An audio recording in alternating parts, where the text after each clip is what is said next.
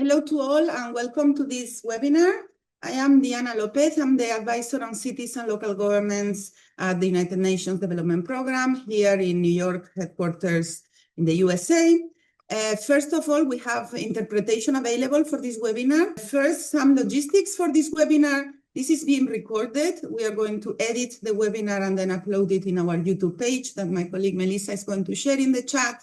Talking about the chat, you can make questions to the speakers today through the chat. You can also introduce yourselves, share resources, anything that you are doing in the world of local governments, please share with us through the chat. This is a series of webinars called SDG Local Solutions, organized by UNDP. And today we have the city of Butuan and our colleagues at FAO who are going to speak how to strengthen and boost local food production, which is a problem that many more cities in the world are facing. And we are always trying to identify innovative solutions about how cities are really making the Agenda 2030, the SDGs, a reality through concrete local action. So today we are going to talk about food production. So we thought that who best to accompany us in this webinar that our colleagues at the Food and Agriculture Organization. We have with us today Carmen Zuleta Ferrari. She is a program officer assistant in the coordination on urban and peri-urban agriculture at FAO. Hello, Carmen, and thanks for coming today as a moderator. And it's always very important for us to have sister agencies to come and exchange also about our approaches to food production in cities. And we have two speakers from the city of Butuan. The first one is Pierre Anthony Jobem, that is also well known to us as Pam Pam.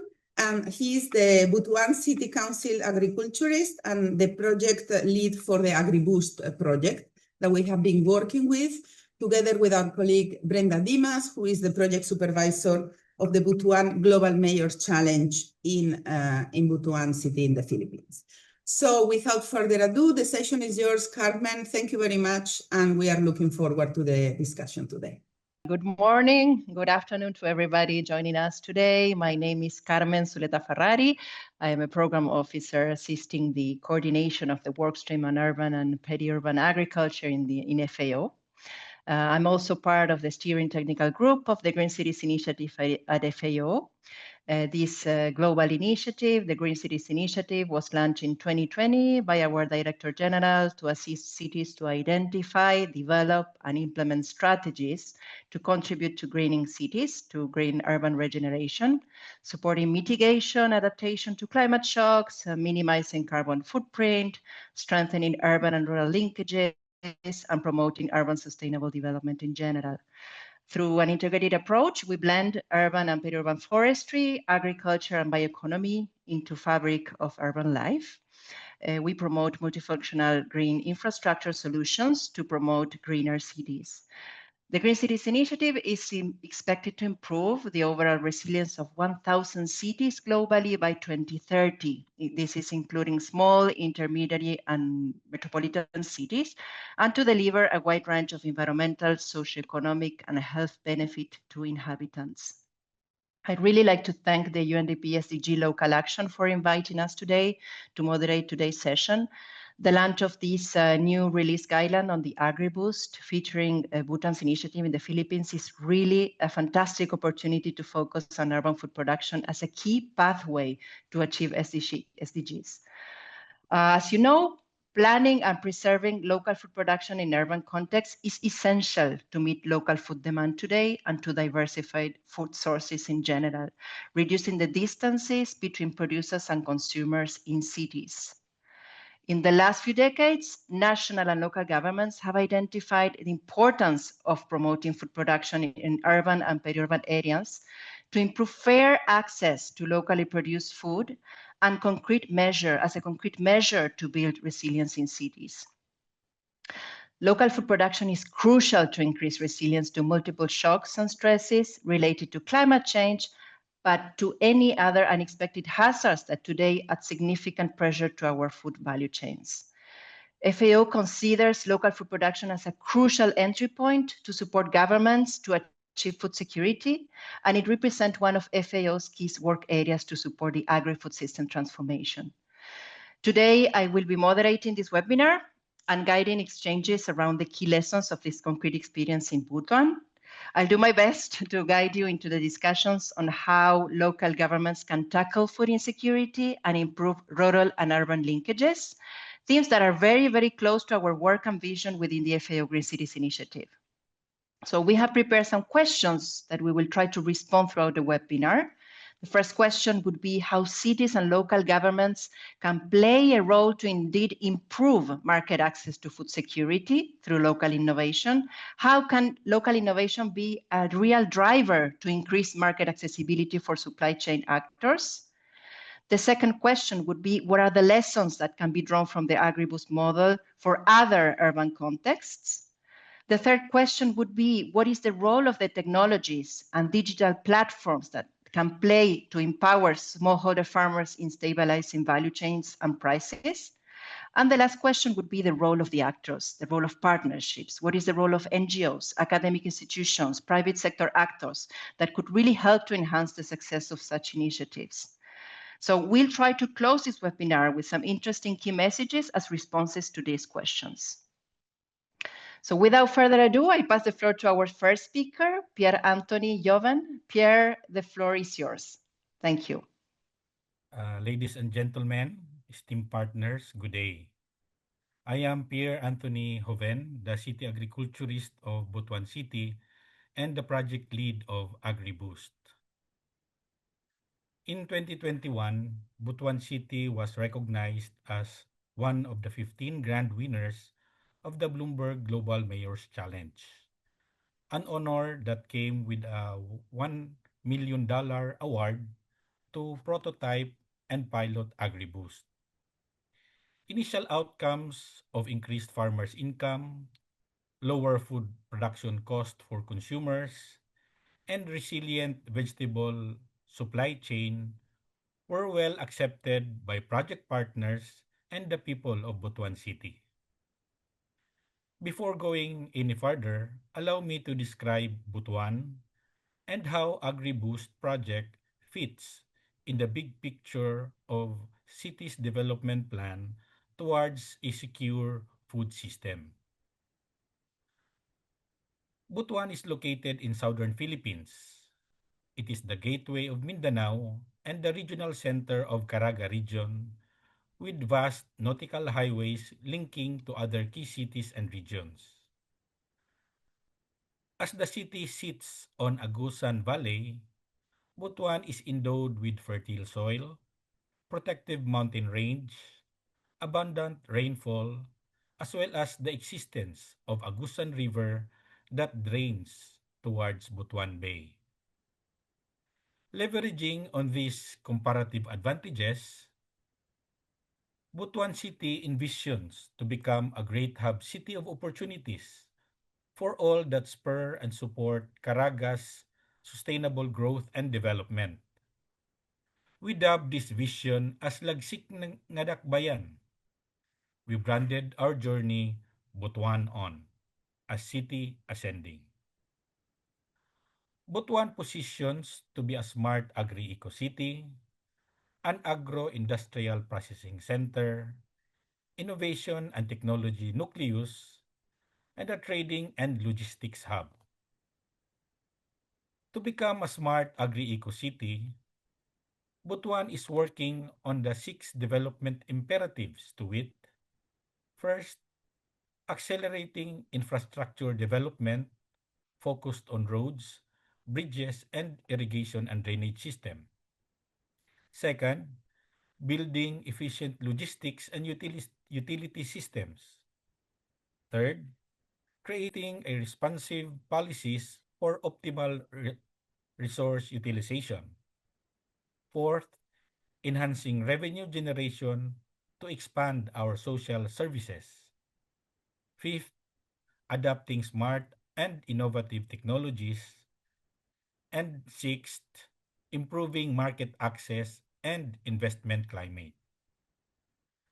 AgriBoost is aligned with these 6 development imperatives. Additionally, Butuan adopts a multinodal spatial development strategies, namely special economic zone development, and development of new town centers to balance viability and economic growth. As Butuan transforms into a regional processing, trading, and logistics hub, the city is laser sharp in implementing its foundational and flagship programs to provide equal livelihood opportunities, secure the food system, and accelerate local economic growth, such as the operation of AgriBoost Farm School as the center of excellence in agriculture knowledge and technology. Second, operation of Agro-Industrial Business Center. Third is the establishment of special economic zones. And lastly, the ultimate goal of establishing the Butuan Logistics Network. Butuan is currently developing AgriBoost Farm School as the center of excellence in soil and water conservation, irrigation and drainage management, greenhouse technology, and demand-driven production planning. Partnership with academic and research institutions are essential for knowledge and technology promotion. Butuan is also developing the South Market into a regional agro-industrial business center. AgriBoost will serve as the inspiration and model for the public-private partnership operation of this agro-industrial business center. This facility is the supply chain for the future operation of the agro-industrial special economic zones. Moreover, the city has prepared the master plan for the planned city extension, which will locate 4 special economic development zones and a university town. Optimum utilization of our agricultural production area, conducive investment climate, reliable utilities, and resilient road infrastructure are necessary to attract investors in these special economic zones. In its goal of becoming a logistics hub, Butuan accessed investment to commence the site development and construction of its flagship project, the Butuan Logistics Seaport. The viability of this flagship project is contingent on the operation of special economic zone and regional agro-industrial business center. AgriBoost is the foundational initiative to ensure feasibility of these flagship projects. Thank you. Thank you very much for this interesting presentation. You have walked us through an impressive agenda of very concrete projects that the city is pushing forward. And for this, I think that your vision is definitely crucial, a crucial element to highlight as one of the necessary foundational stones to build long-term sustainable growth and transformation. I have a question for you. Could you just mention one or two key enablers that you can find that have contributed to the progress of this vision, that are helping to push forward the vision into concrete results? Yes, first is in the case of Butuan City, it's a local government unit. It's really the leadership and political will of the city mayor. It's very important for the implementing special projects like this to dedicate talents in operating, managing, and leading, moving the project forward. And secondly, I believe it's the process. From the beginning of the project was co-designed by the farmers and market vendors themselves. So buy-in is already there during the start of the project implementation. Thank you. This is indeed very, very interesting how actors can sit together and be on the same page from the beginning, right? Like creating spaces for exchanges and for participatory action that means having everybody on the same page, but as well concretely understanding the roles that they have to occupy, the importance of really getting the private sector engaged and other actors from, for example, representing the producers. I think this is really very, very necessary as a fundamental stone. So thank you for these two enablers that you have just mentioned.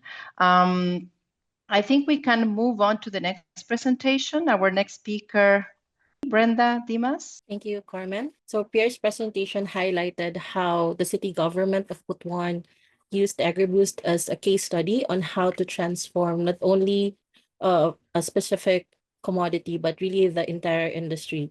So good morning, good afternoon, and good evening, everyone. I am Brenda Dimas, the AgriBoost project supervisor. And at this point, I will be sharing about the AgriBoost project in more details, how it started, how it works, how is it doing, and what are the lessons we've learned so far with the project. So the city of Butuan is highly urbanized city. However, it's still largely agricultural based. And while we are endowed with naturally endowed, we still face challenges, especially in our vegetable sector. The city only produces a fifth of its vegetable requirement, and we are relying heavily on regional imports. As a result, our vegetable prices here are much more expensive compared to nearby towns and municipalities. This is because out of the 12,000 farmers in Butuan, only 400 produced vegetables. Upon investigating further, we found out that our farmers are discouraged because farm gate prices are determined and dictated by traders. They also lack market information, and they're still using or adapting inefficient farming systems. The city government of Butuan wanted to address that. And to solve this issue, they developed the AgriBoost project. So the AgriBoost project is an agri-ecosystem innovation that bolsters farmers' competitiveness and catalyzes the market forces for a sustainable, food-secure, and vibrant community.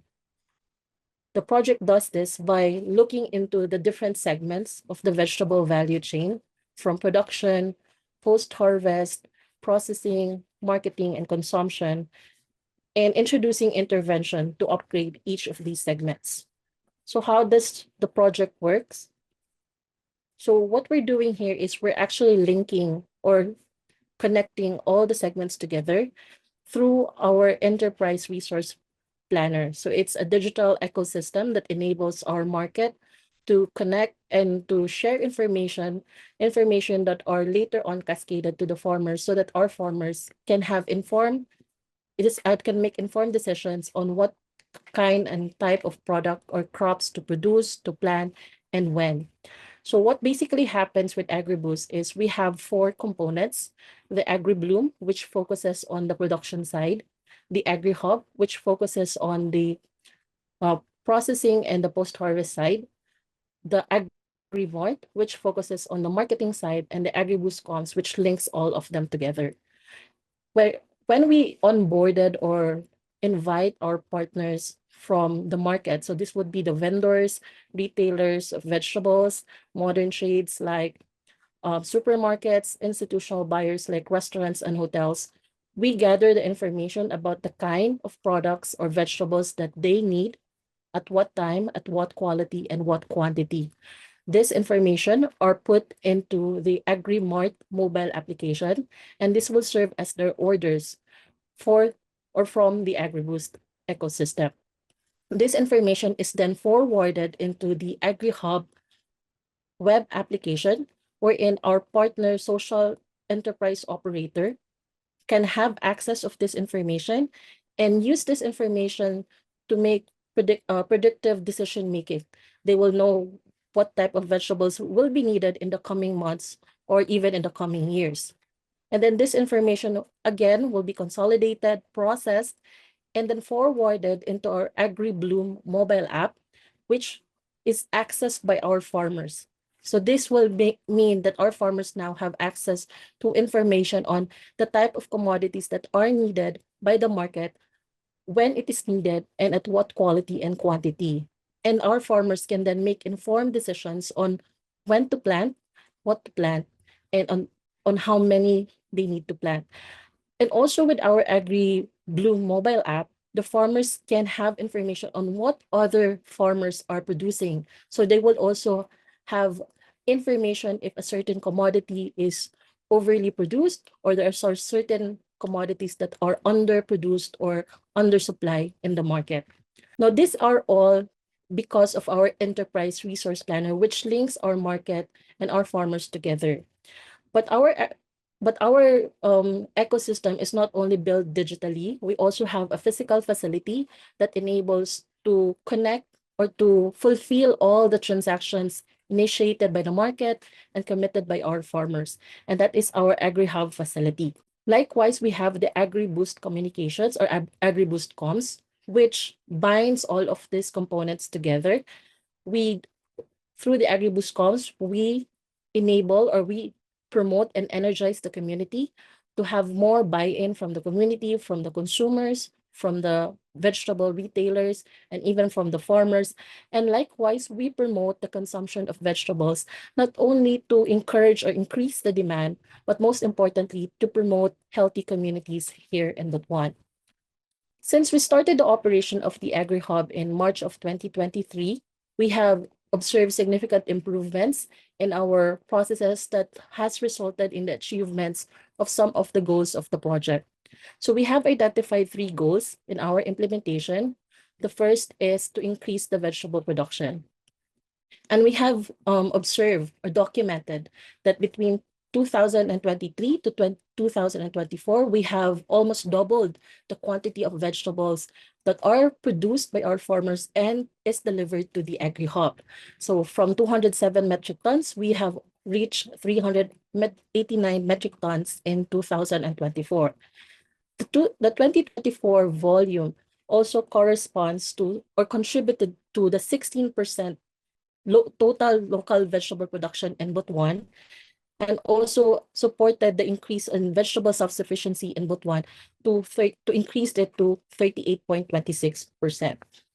So how are we able to achieve significant growth in this? So one primary action that we had was to really support our farmers in terms of providing them capacity development to improve their production practices, to increase their knowledge in good agricultural practices, as well as how to take care or to adapt efficient production protocols in their vegetable farms. We also introduced them to technologies like greenhouse facilities, the adoption of mulching films, as well as raised bed methods, and the proper spacing of their crops.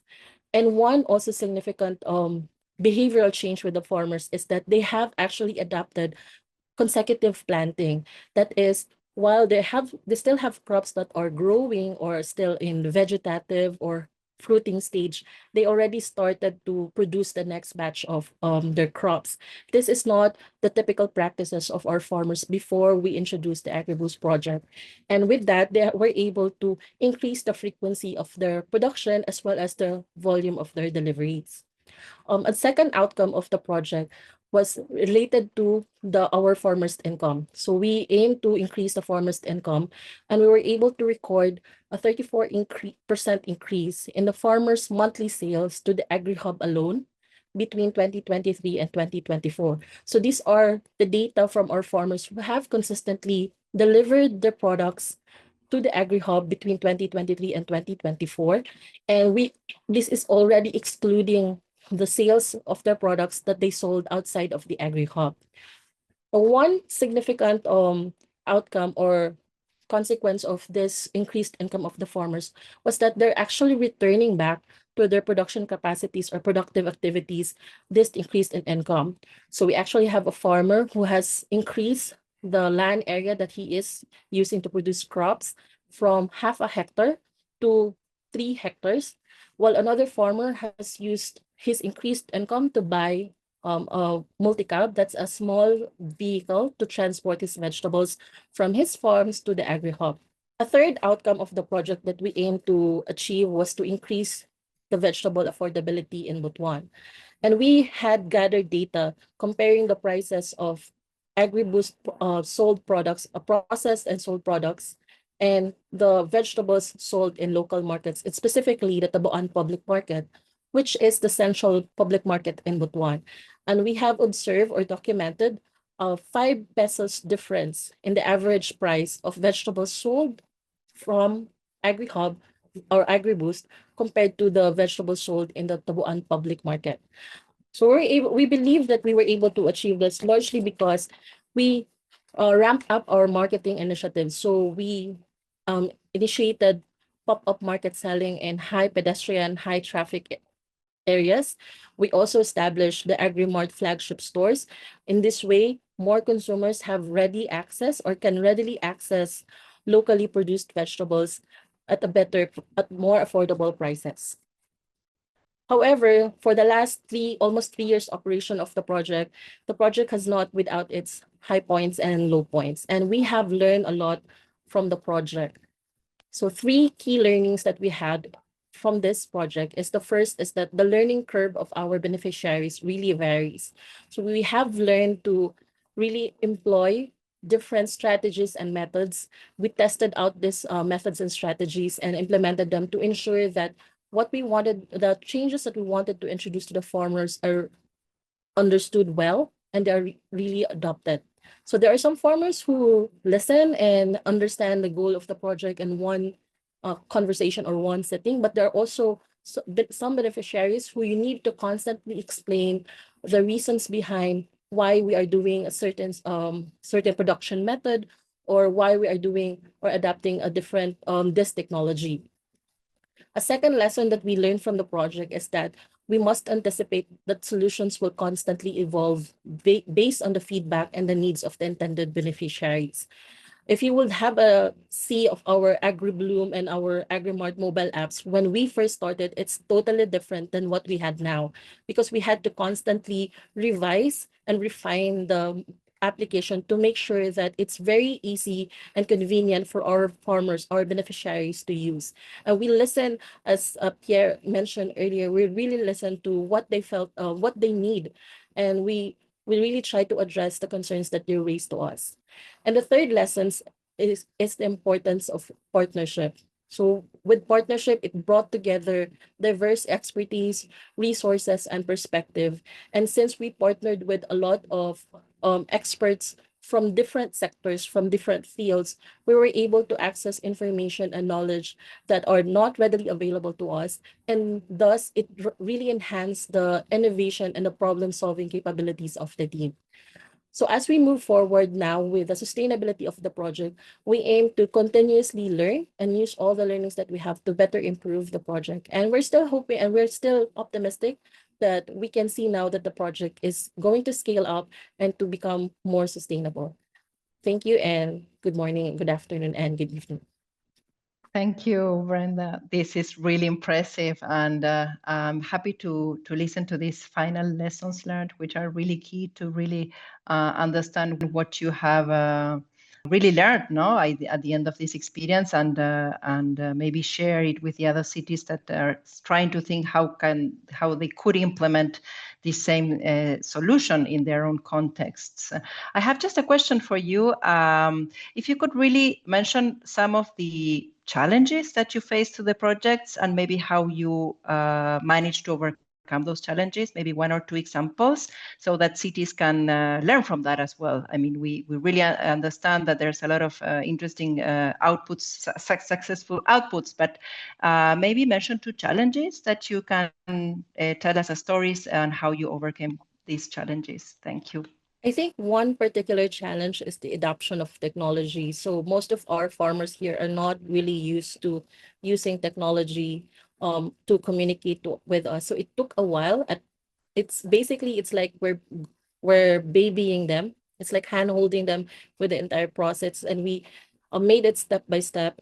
Initially, when we first started, we already gave them the mobile application, and we were expecting them to use the technology immediately. And then as time passed by, we realized that some of them will still approach us and then ask us to, like, for example, if they make commitments because they're supposed to use the mobile app, Then at first, they would just say, can you encode it in the system for me?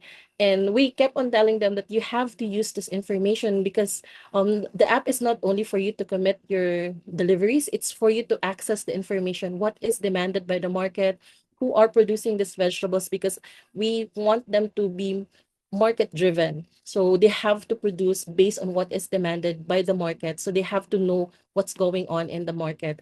So it took a while. It was not an easy transition. It was constantly like we will organize series of trainings, and then we will do field monitoring and then one-on-one coaching with the farmers.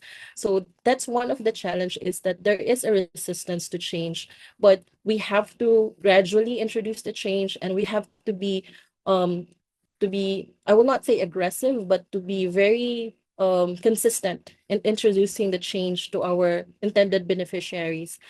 Um, I think that's one of the major challenge. I think the second challenge would be that really making sure that everyone understands the project, because then if everyone, even the beneficiaries, if they have a different idea of what the project is, then they have a different set of expectation.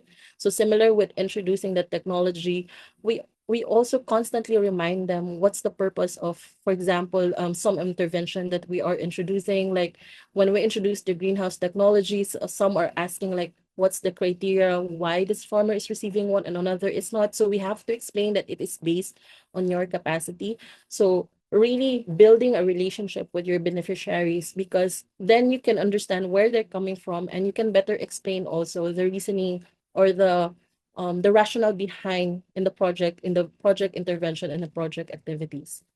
That's really, really helpful. Thank you very much, Brenda. So now I think it's a moment to open the floor for questions from the participants. I have a first question for Pierre. What kind of jobs will these projects create for local people? You talked about a lot of projects. So what kind of jobs will all these projects create? If you can mention some examples. Thank you.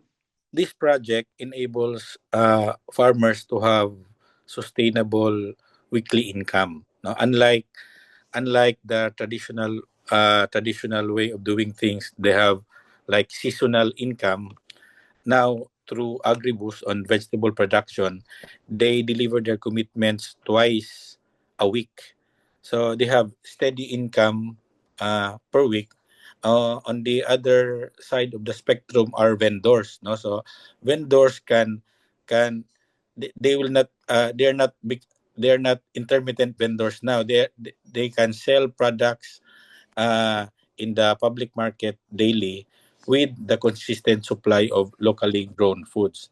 And a few food processors and micro enterprises also source out their raw materials from the AgriHub. Uh, a few resellers also connects to the project. Like there are 5 micro enterprises who sells vegetables to the suburbs and villages. So those are some of the jobs that are created with this AgriBoost project. Thank you very much, Pierre. Question to Brenda. How do you keep vegetable prices low while still helping farmers earn more? Okay, so our operator is a social enterprise. So it's very selective when we identify the operator of the AgriHub facility, that they should have a social cause attached to them, because we wanted to make sure that we provide balanced pricing, fair prices to the farmer. So we constantly monitor the prices in the market. And when we feel like a certain price for commodity is really, really low, we do not match what is offered in the market. We actually offer better prices to the farmers, because we really don't want it to be very low to the farmer. And it's the AgriHub operator that actually receives or take the loss. But overall, for the for example, for operating day, it's not always that all commodities are in low prices. So they make sacrifices for specific commodities that are in glut during that day, but they also still have income or net profit from other commodities. What's good that we have is the enterprise resource planner, because it's digitalized, it's automated. The AgriHub operator can make informed decision about what percentage he can sacrifice for a specific commodity, because he can see the overall anticipated income for the day based on what's the pricing used for other commodities. Very, very interesting. I like this idea of diversification as crucial to improve price peaks resilience. This is crucial as well to encourage farmers to go for diversification at the production level. Thank you, Brenda. What kind of support do farmers need most to succeed, in your opinion, in these terms? What specific support do you provide for farmers to really make sure that they get this behavior change as regards diversification and learning about price peak resilience? So we actually gave them a whole package of support. So firstly, we had the trainings on vegetable production. So it's Farmer Field School. Actually, it's a 16-week training on vegetable production. We also had trainings in digital literacy as well as in financial management. And then we conducted also, or rather, we provided production input support for them to just start up their productive activities. And then if they want to expand their production operation, or if they want to experiment with a new crop, we actually provide also the seeds for that. We link them with local financial institutions here in Butuan if they really want to expand and want to access credit. So we link them with local financial institutions. But I think the really key thing that we've noticed that has really the most effect with the farmers is the consistent coaching and mentoring. So we are very fortunate that we are working with the City Agriculture and Veterinary Department of Butuan City, who has tons of agricultural extension workers, and we deploy them to really coach the farmers. The idea is, if the agriculture extension workers is consistently monitoring the progress of the farmers, they can easily reinforce the knowledge, the learnings that are shared in the Farmer Field School. They can immediately point out at what point of the production activities of the farmers they need to improve. And for example, if they observe that the plants are not growing well, they can cite what are the reasons. So it's an immediate coaching session, because they are constantly or consistently visiting the farms of our farmers. So I think for us to introduce behavioral change, we have to be also consistent in reminding the farmers with that.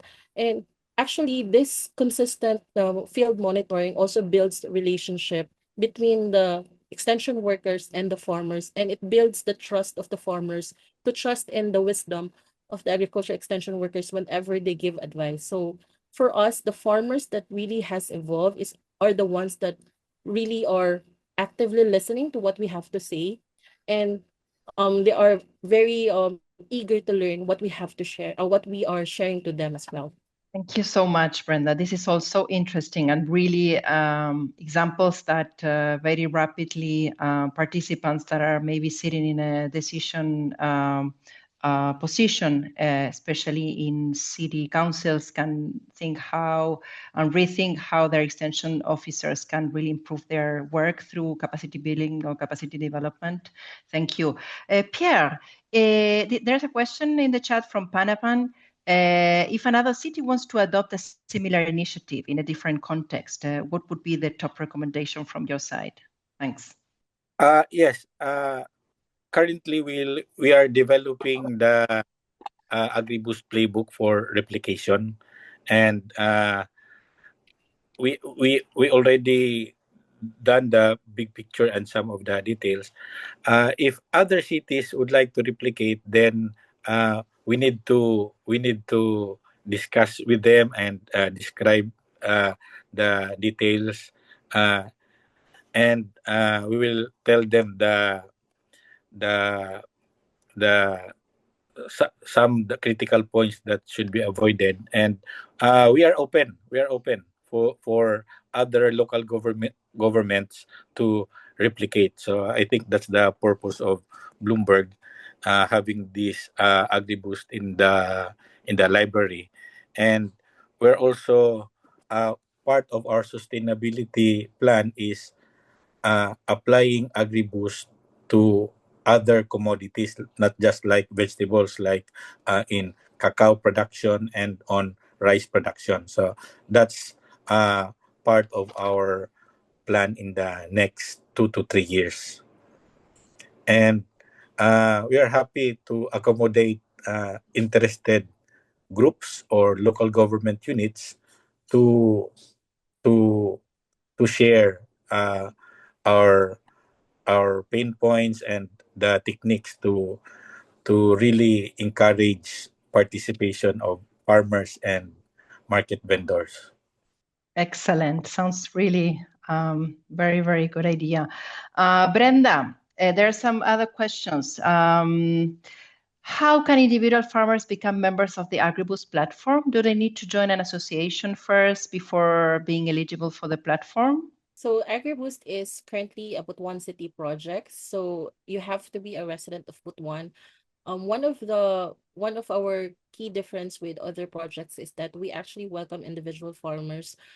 We prefer to work with individual farmers because we wanted, as I mentioned earlier, we have agriculture extension workers who are directly coaching the farmers. So we wanted to really have a direct relationship with the farmers. So so long as you're a resident of Butuan and you are producing vegetables or you are intending to produce vegetables, you can always visit the city agriculture and veterinary department because we have our office there, and we can walk you through or go you through the process of the initiation to be onboarded in the AgriBoost project.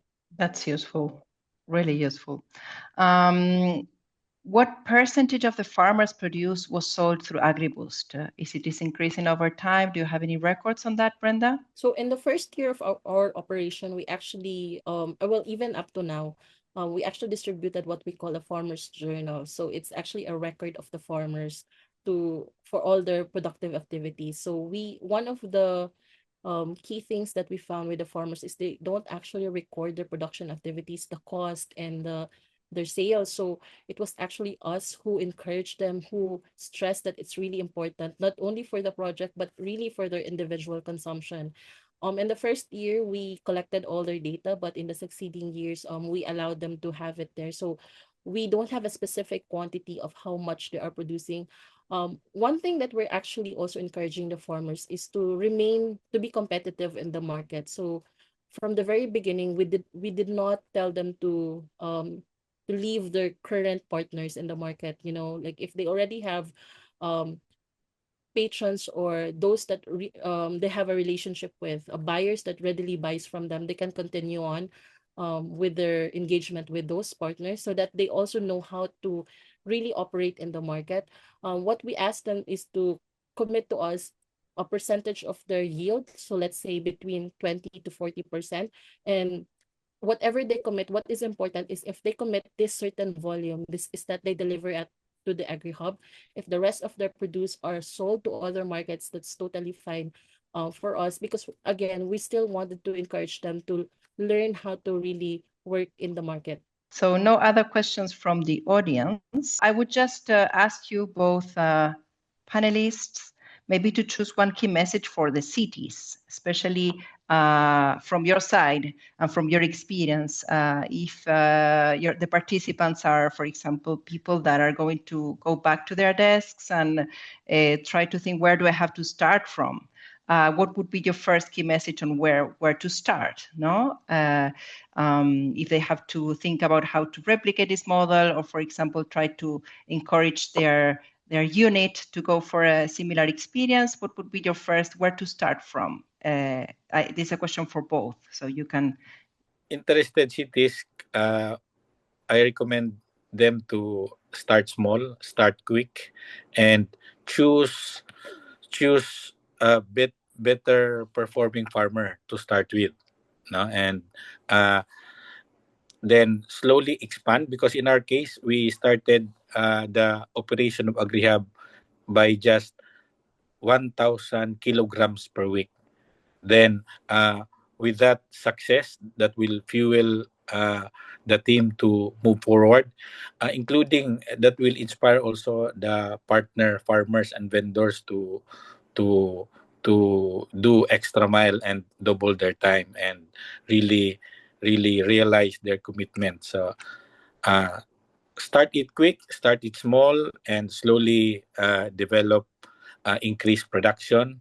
And uh, and if there's new idea, then execute it immediately and get the data to support the theory.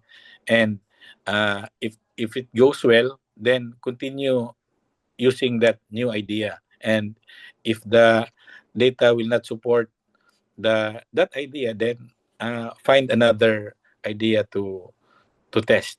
You have a framework. It's still open for uh, tweaking and innovation that will suit the peculiarities and uniqueness of your city.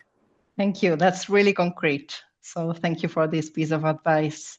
Brenda? I think for me also it's very important to be collaborative with your beneficiaries. So as I mentioned earlier, we have so many refinements in the project, and it's because our partners were really active in sharing their thoughts on how we can improve the project. Even from the very beginning, our partner farmers are very active. They are the early adapters, so they really voiced what they think would how to better implement the project. And also, as mentioned by Pierre, to be very agile. If we see a solution that's not effective or we see a better solution, we really adapt it immediately. We explain to the farmers what we're doing, that we're transitioning to this, we're testing this out. And then they were very responsive to it. And then if we observe that it's working well, then we keep it. If it's not, then we transition to something else. But it's always been it was successful because we are really collaborative with working out solutions with them. Excellent. Excellent as closing tips for our participants. I'm going to just pass on to the key messages or key takeaways. There are a lot of things that we have learned today. So thank you very much for these two insightful speakers and for the example, which is really, really interesting. So let me just go for the first remarks that I have. This is about the importance of developing a vision, a common vision. This has Pierre has walked us through the idea that the vision can really allow the actors to be in the same page, to have all actors at the same table, to decide together on the changes that they want to see and how they are going to get there, identifying the key projects that are going to help to lead the expected results. So this means putting in the table what you already have, and those tools will allow you to get where you want to have. But the role of the vision is quite clear, and Pierre has really provided us with that really important message. Then the other message from Pierre is that it's really key to have a leadership to push forward the vision, to get the strategy to be pushed forward. So the role of the city mayor's leadership and his team, or his or her team, then the partnerships that can be really collaborative to get this strategy to be implemented. So the role of Bloomberg's partnership in the case of Bhutan has been from the very beginning an actor that has co-designed with the actors. This participatory approach for binding is really essential. Then the role of Brenda added the role of the capacity development as something really essential, especially with the actors from the beginning to invest into the capacity developments, especially in the use of technologies, to improve efficiency throughout the production cycle, so as key elements that can really ensure success and ensure or enable the behavioral change. To be really innovative also in the planning of the farm and to increase production. So as enablers, I would say this leadership, this vision, and this importance of putting the behavioral change in the front line. The increase of the income as a clear driver to encourage the farmers' participation, to let them be involved in the design of the business modeling, and through the process to be able to monitor the results.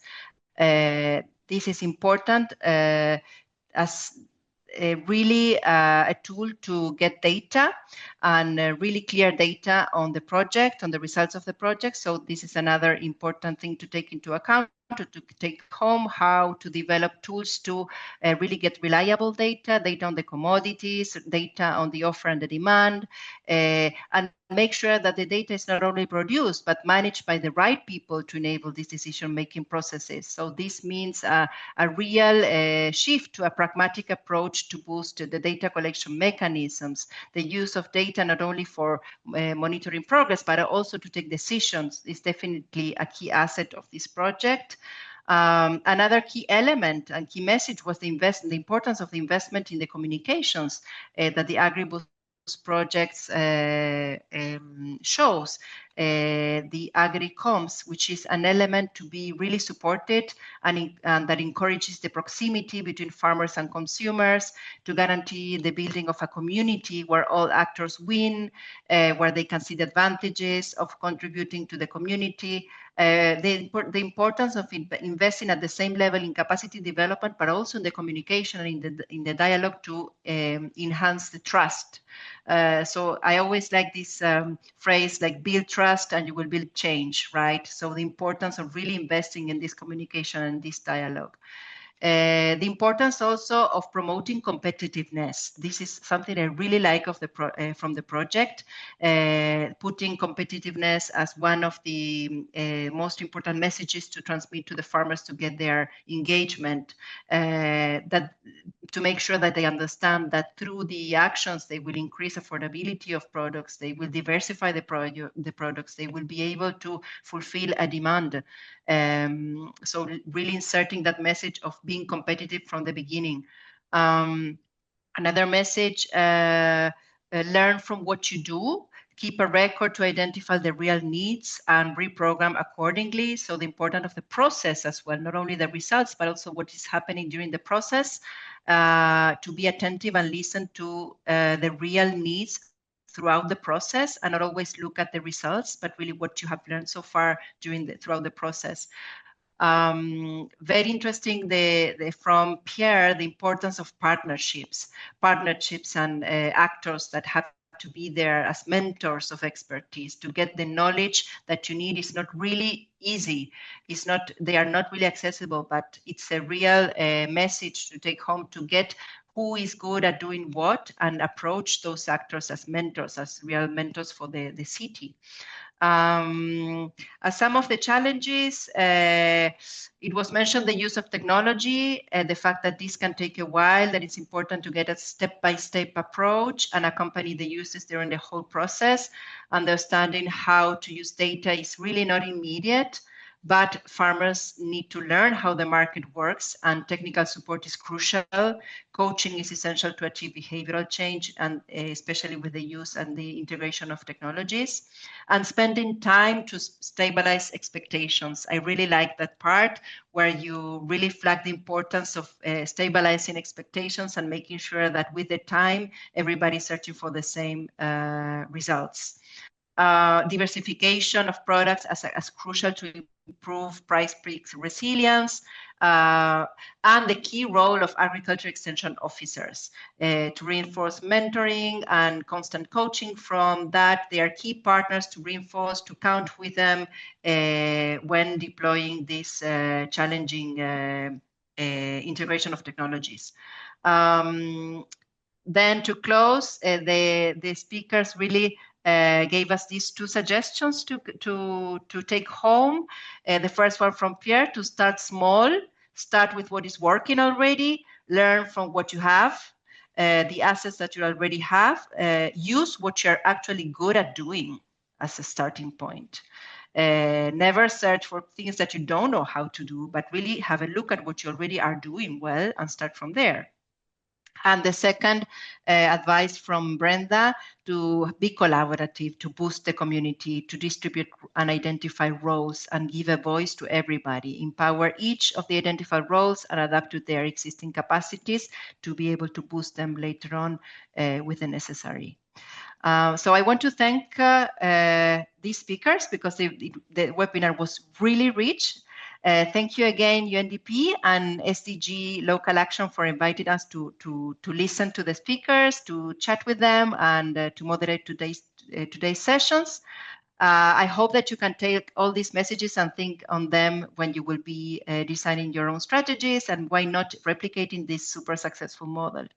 Wishing you all a fruitful follow-up for this incredible series of webinars, UNDP, and thanks for this One UN approach.